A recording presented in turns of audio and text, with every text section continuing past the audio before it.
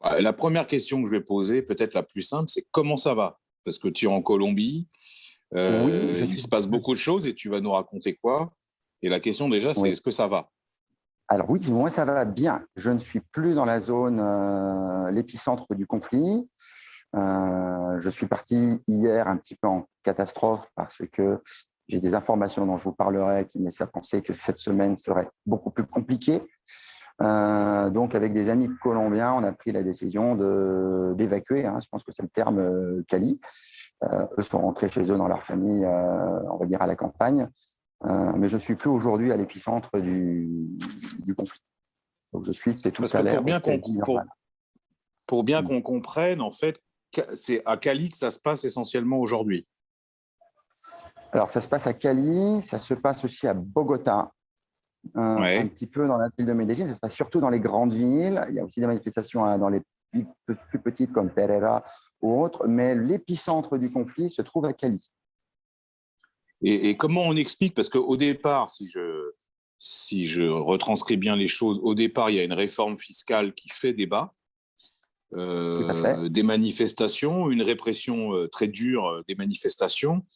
Mais là, le sentiment qu'on a, même si moi, évidemment, je ne suis pas témoin direct, c'est de quelque chose qui prend beaucoup plus d'ampleur et Oui, qui est bien plus qu'une simple révolte fiscale. tout à fait.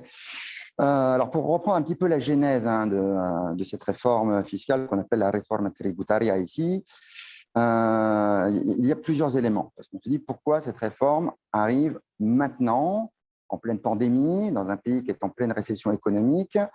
C'est un petit peu compliqué. Alors, ce qu'il faut savoir déjà, c'est qu'il y a une histoire en partie diplomatique, militaire au début. C'est-à-dire que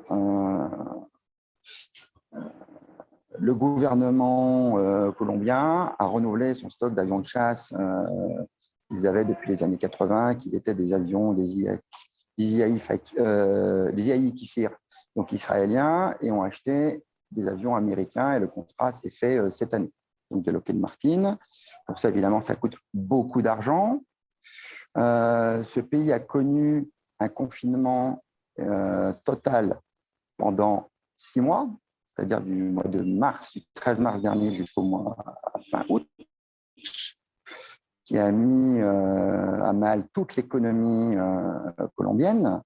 Moi, ce qui m'a frappé, parce que j'étais déjà venu en Colombie il y a 2 ans, quand je suis revenu, les adresses que je connaissais, la plupart ont fermé. Les hôtels n'existent plus, il y a des restaurants qui n'existent plus. C'est un pays qui est en survie aujourd'hui, hein. Il faut bien le comprendre, notamment pour les plus pauvres, hein, les plus démunis. Donc ça, il y a déjà un élément qui est important. Et pour faire face à cette pandémie, le gouvernement colombien du président Ivan Duque a demandé une aide de 11 milliards d'euros au Fonds monétaire international. Ça, c'est pour le contexte. Mais en échange, le Fonds monétaire international lui demande de pouvoir lever des fonds. C'est un petit peu dans ce contexte-là que nous sommes aujourd'hui avec cette réforme fiscale. Donc, cette réforme fiscale, elle fait 170 articles, hein, de loi. Donc, tous ne sont pas contestés, hein, mais dans les points de contestation, on a notamment une TVA qui est quasi inexistante aujourd'hui sur les produits de première nécessité, et là qui va s'appliquer. Voilà. Ainsi qu'une augmentation de l'imposition pour les petites et moyennes entreprises, qui sont déjà en grande difficulté, puisqu'ici, il n'y a pas d'aide, hein. En France, on a eu quelques aides sociales, on va dire, notamment pour les entreprises. Ici, il n'y a rien du tout, hein. Il faut bien comprendre que les gens ont vécu sur leurs fonds propres pendant 1 an. Donc, cette réforme-là, c'est ce qui a mis le feu aux poudres. Parce que d'un côté, la TVA des produits de première nécessité, pour vous donner un exemple, le prix de l'œuf, un œuf, ça vaut 500 000 pesos, c'est-à-dire 12 centimes d'euros plus ou moins. Il serait multiplié par 3, et dans la réforme, il vaudrait 1500 pesos. L'œuf, c'est un produit de base ici, en Colombie, comme dans beaucoup de pays d'ailleurs. Ce qui pose, ça a vraiment mis le feu aux poudres. Donc, on retrouve dans la rue aujourd'hui, en premier lieu, les gens les plus pauvres et aussi les classes moyennes qui ont des petites entreprises, des petits commerces, parce que sont complètement asphyxiés avec cette réforme-là. Donc ça, c'est le premier pan de la contestation, puisque il n'y a pas que ça. Il y a eu en cascade d'autres revendications qui sont des problèmes de fond qui sont liés à l'histoire de la Colombie, qui se sont greffés dessus. Mais est-ce qu'on peut parler d'une mobilisation de type gilet jaune? Parce que la façon dont tu décris les choses, c'est une réforme fiscale où il y a à la fois des classes populaires et des PME. Est-ce qu'il y a quelque chose de comparable pour toi? Alors, moi, je n'étais pas en France, hein, j'étais déjà en Amérique du Sud pendant la crise des jaunes, donc j'ai suivi ça de l'extérieur, même si les gilets jaunes a eu un retentissement mondial, hein, parce que tout le monde m'en parlait, tout le monde voulait savoir ce qui se passe. Donc ça m'a fait un peu… ça m'a interrogé notamment sur le rôle politique et culturel de la France dans le monde, qui est très très fort et que nos politiques ont tort de sous-estimer. Quand il se passe quelque chose en France, il y a toujours un écho mondial. Hein, ça, il faut quand même le garder à l'esprit. Oui, bien de le souligner. Alors, non, mais c'est bien, il faut le souligner. Hein. Voilà, la France qui dit non à l'Irak, ça a eu un écho mondial et les gens m'en ont encore parlé quand j'étais en Asie, si vous voulez. Oui, pourtant, plus de 10 ans, 15 ans après. Alors oui, ça y ressemble. Par contre, moi, je ne connais pas assez bien les mouvements syndicaux ici en Colombie. C'est vrai qu'en France, quand on a un mouvement social, on a les syndicats, grosso modo, sortent le drapeau rouge hein, pour caricaturer avec des manifestants. Ici, les gens descendent avec leur t-shirt de foot de la Colombie et le drapeau colombien dans la rue et tout le monde chante l'hymne national. Donc, quelque part, cette forme-là ressemble à ce qu'on a vu avec les Gilets jaunes. À la grosse différence, c'est que là, on a un effet de masse qui est beaucoup plus important que les Gilets jaunes. Tu dis effet de masse, ça veut dire que c'est des manifestations monstres, c'est ça? Par exemple, je n'ai jamais vu un 1er mai aussi nombreux qu'à Cali, hein, parce que j'étais à la manifestation du 1er mai à Cali, je vous enverrai des photos, aussi nombreux que de ma vie, pour un 1er mai. La seule fois où j'ai vu autant de monde, ça devait être les manifestations après les attentats à Charlie Hebdo, en France, pour comparer. Hein. Voilà. Et il y en avait de partout et ça ne se dispersait pas. Et les gens sont partis manifester pendant une quarantaine. Il faut savoir que quand cette réforme a été présentée, il y a eu un appel à la grève. Le gouvernement, pour raison de pandémie, a décrété un confinement. Donc la grève s'est déclenchée le 28 avril, donc on était le mardi, à partir du mercredi jusqu'au dimanche. Les gens sont quand même allés manifester malgré le confinement. Ils sont sortis dans la rue. Hein. Et là, on en est où maintenant? Parce que au-delà de la manifestation contre une réforme fiscale, il y a quelque chose qui prend de l'ampleur. La réaction du gouvernement, ça a été quoi? C'était une répression féroce? Ça a été alors non, c'est plus la fuite en avant? Plus compliqué que ça. Le mouvement, il a pris de l'ampleur puisqu'il n'y a pas que cette réforme-là. Ça, c'était la réforme qui a déclenché, un petit peu comme les Gilets jaunes. Quand je disais que c'était similaire, les Gilets jaunes, au début, c'était une histoire de prix du carburant. Et après, vous avez eu d'autres revendications du système démocratique et beaucoup, beaucoup de choses, de problèmes de fond. Hein. Donc, dedans, on a aussi une réforme de la santé. Il y a des fermetures de lits d'hôpitaux, si ça vous rappelle quelque chose, qui ressemble un petit peu à ce qu'on a chez nous. Il y a une réforme aussi du système de retraite et de protection sociale. Alors, je n'ai pas encore regardé. Il faudrait que je regarde les textes espagnols. Ça prend beaucoup de temps hein, à plonger dans le système démocratique colombien, à étudier comment s'articule la protection sociale. Hein, c'est assez complexe. Mais là où il y a encore donc, des protestations face à ça, et les autres revendications qui reviennent, qui sont des problèmes de fond, et là, ça mériterait peut-être un débat ou une formation beaucoup plus longue, c'est la question des indigènes. Ici en Colombie, on a des indigènes qui sont partis travailler dans les mines, et pendant quelques années, quand ils ont voulu récupérer leurs terres ont été occupées. Donc, ça pose beaucoup de problèmes et occupés par des gens très puissants et très riches. Hein, donc ça, c'est un problème de fond qui n'est pas réglé encore en Colombie, parce qu'il y a derrière des luttes sociales très importantes. On peut même parler de lutte de classe, pour le coup. Et cette réforme-là revient. D'ailleurs, je vous enverrai, j'ai fait quelques vidéos. On a des indigènes qu'on retrouve qui ont été manifestés massivement à Cali. Alors, Cali, c'est une zone où il y a beaucoup d'indigènes. Donc, c'est aussi pour ça qu'on est dans l'épicentre de la contestation. Et puis après, ce qu'il faut comprendre, pourquoi c'est toujours tendu les mouvements sociaux ici en Colombie, c'est que quand les quartiers populaires manifestent, ils ont aussi, dans les quartiers populaires, il y a des armes automatiques qui circulent. Donc, vous mettez des gilets jaunes avec des pistolets mitrailleurs, forcément que ça augmente le taux de violence. Et en plus de ça, on a un gouvernement qui n'a pas du tout cette lecture-là. C'est-à-dire que la lecture que fait, moi, ce que j'en ai compris du président Duque, c'est que c'est pas vraiment une colère sociale, ce sont plutôt des groupes armés, dont les FARC et d'autres, qui montent les gens pour récupérer des territoires. Donc c'est un petit peu comme ça que c'est un peu la lecture moi que j'en fais. Alors je ne prétends pas avoir la vérité là-dessus.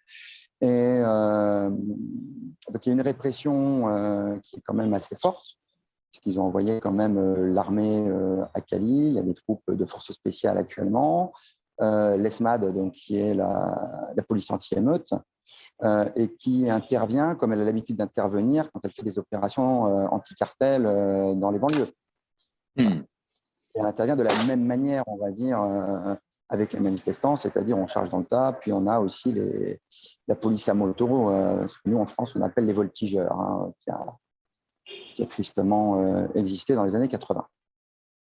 Alors, est-ce que dans cette affaire, il y a une intervention? Parce que tu parles des FARC, est-ce qu'on peut dire qu'ils sont présents dans le conflit?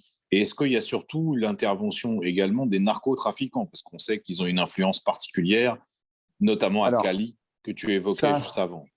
Ça, c'est la question sensible. Donc, j'en parlerai volontiers, mais quand je ne serai plus dans le territoire. Parce que ce n'est pas quelque chose qui pourrait être diffusé en l'état. Si, ça c'est un vrai thème. Je vous dis, il n'y a aucun Français qui n'abordera cette question en vidéo sur le territoire colombien. Oui. Comme j'expliquais tout à l'heure, un contrat pour un lambda, c'est 30 euros. 30 euros, vous prenez une Rafale en moto, il faut le savoir, c'est rien. Alors non, un député, un magistrat, c'est beaucoup plus cher, on est d'accord, mais moi je ne suis ni l'un ni l'autre et je n'ai pas de protection ici particulière parce que je n'ai pas de contact spécifique et privilégié avec l'un ou l'autre. Alors les FARC, je vous en parlais, je les ai rencontrés à La Union il y a 2 ans. J'en ai rencontré quelques-uns, j'ai eu l'occasion de m'entretenir avec eux. Les FARC aujourd'hui, moi je n'ai pas trouvé grand-chose de révolutionnaire. Okay. C'était un mouvement politique d'origine guévariste et marxiste dans les années 70-80. Aujourd'hui, ils sont FARC uniquement par reproduction sociale, parce que leurs parents sont FARC, parce qu'il y a eu des assassinats, parce qu'il y a eu des drames dans les familles. Donc, il y a une entité culturelle FARC forte, mais il n'y a plus rien de politique et d'idéologique aujourd'hui dans les FARC. Par rapport aux FARC des années 70.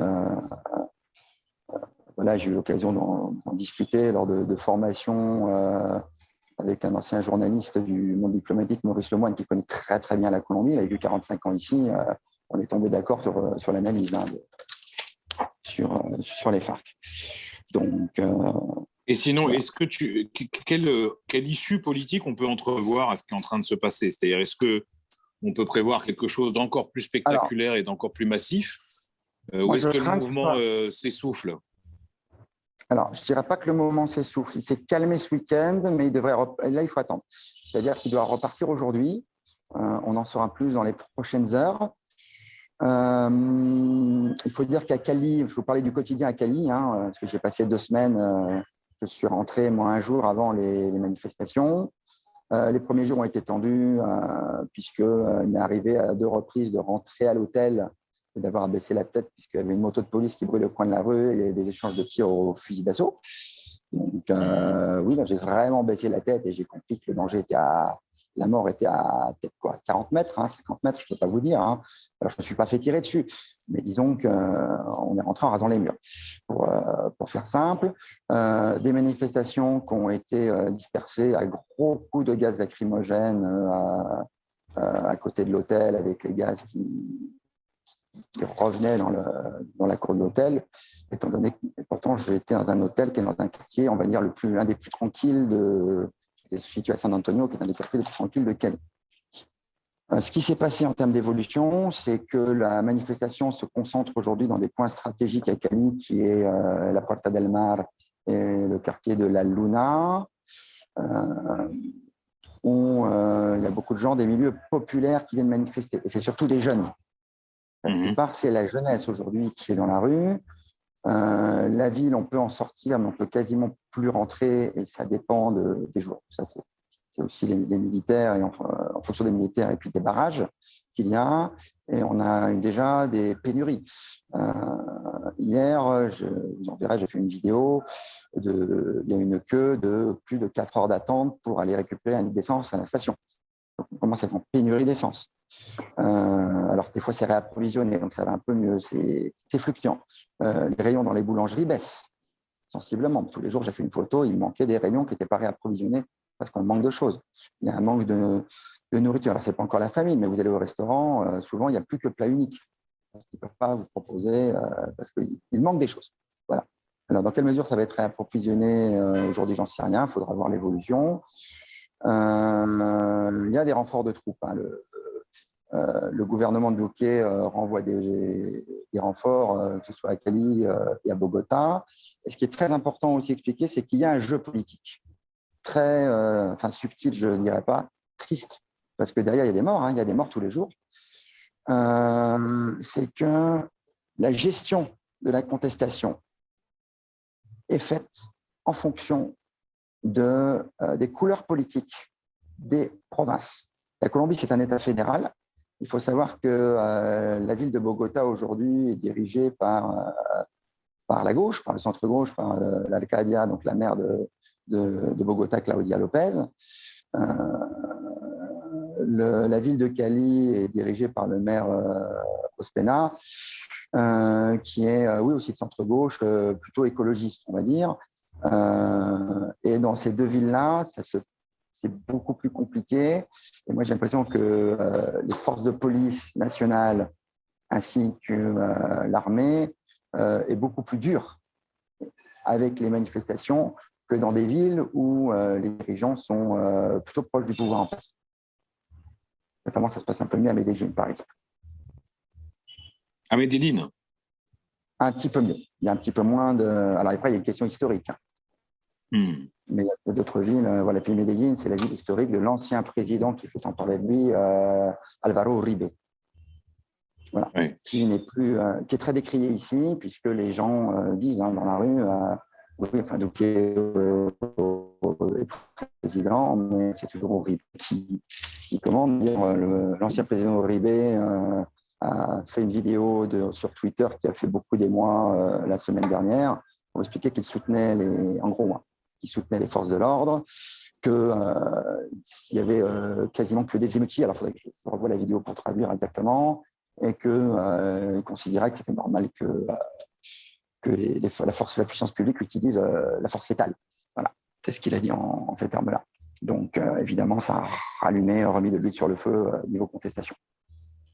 Moi, j'ai une dernière question, c'est est-ce que tu penses que l'Europe, elle a un rôle à jouer là, dans les jours et les semaines qui viennent, ou tu estimes qu'en réalité, il n'y a pas d'influence décisive de l'Union européenne dans ce continent? Il y a une influence. Il y a une influence parce que ce qui est important, c'est que le président a dit qu'il retirait la réforme, enfin qu'il retirait les articles qui posaient problème pour reproposer quelque chose. Après, la question, c'est quel est ce quelque chose? Je suis bien capable de le savoir. Mais le problème, c'est qu'ici, on est un petit peu, le mouvement social, c'est un peu comme la pâte de dentifrice. Quand elle est sortie du tube, pour la remettre dedans, c'est un petit peu compliqué. Surtout qu'aujourd'hui, dans les revendications, on retrouve toujours cette réforme fiscale, mais il y a aussi les violences policières. qui est un sujet en soi. Il y a aussi les assassinats, puisqu'il y a régulièrement des militants syndicaux qui se battent pour les plus démunis, pour le droit de la terre des paysans, qui sont régulièrement assassinés. Ça aussi, ça fait partie des grands sujets tabous en Colombie.